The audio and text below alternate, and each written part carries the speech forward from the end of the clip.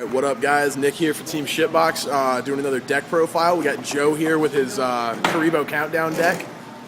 It's an interesting little setup here. So, yeah. Joe, why don't you tell us all about it? All right, guys. Basically, what you're gonna do is you're just get Countdown as soon as possible and run out till turn 20 comes up.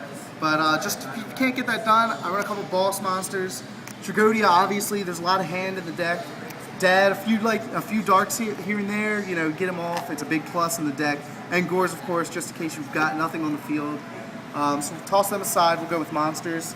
Obviously, run a nice little Kuriboh engine, 3 Kuribohs, 3 wing Kuribohs. Just they stop attacks, stop damage. I mean, you have essentially 12 turns right there if you last all of them. 6 for you, 6 for your opponent. So I mean, it's a good way to get the countdown going. 3 battle faders, another plus for the deck.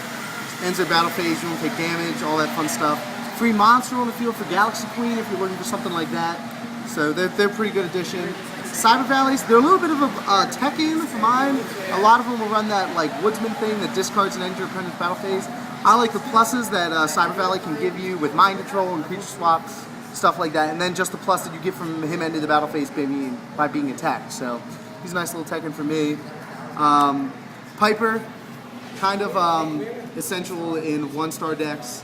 He just gives you pluses to your hand all day long. Him and of course Kuriboh with his little draw engine there.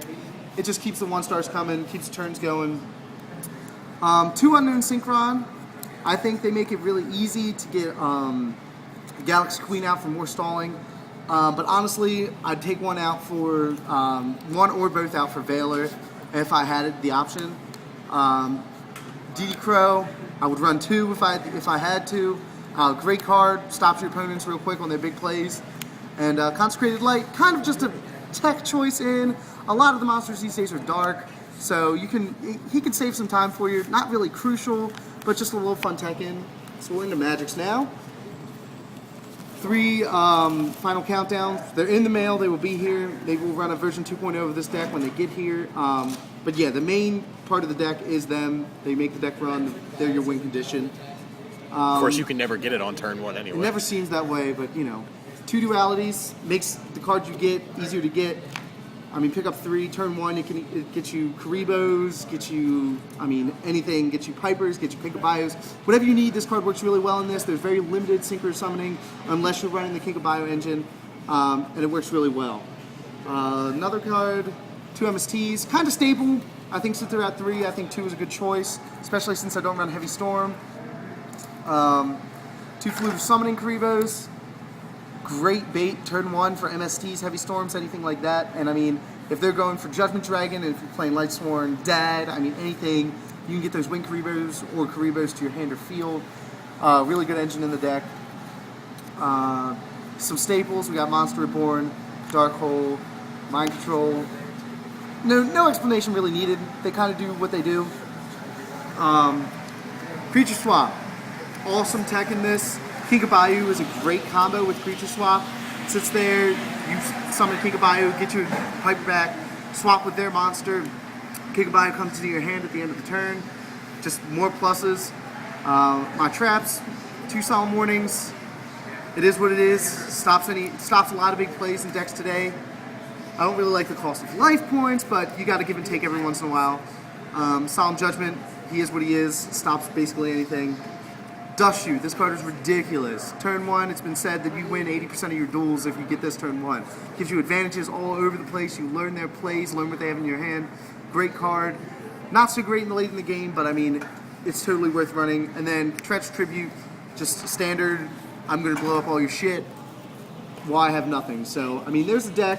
Like I said, mainly, we'll talk some strategy here. A lot of the main strategy is just that cycling of the Pipers and Kuribohs. They just give 1-stars to your hand, gives you those battle faders, gives you those Kuribohs, those wing Kuribohs. Anything you really need to help that turn count get higher and higher without you taking any serious damage. But other than that, I mean, it's basically point and simple. You come out and you take what you draw and try to run with it. I mean, there's no like sitting behind any big monsters, anything like that. The only thing I could see is Tragodia gets real big with all the cards in your hand from Piper and everything. But other than that, it's pretty plain and simple. Just try to outlast your opponent. And other than that, guys, thanks for watching. There's a couple videos I think of me playing this deck. Feel free to like, comment, subscribe, all that stuff. We'd love to hear your comments, love to hear improvements that you guys have. Any response in general is greatly appreciated. Thanks a lot, guys. Stay classy. This is Team Shitbox Joe. Thanks for watching the deck list. It's been a pleasure. And guys, stay tuned. We might also be putting up at some point a small rant video of Joe talking about Dust Shoot and the stupidity. Oh, it's retarded. And just the stupidity of it. I won't start now. And he's totally got some strong feelings on it, so we might put up a video of that later in the near future.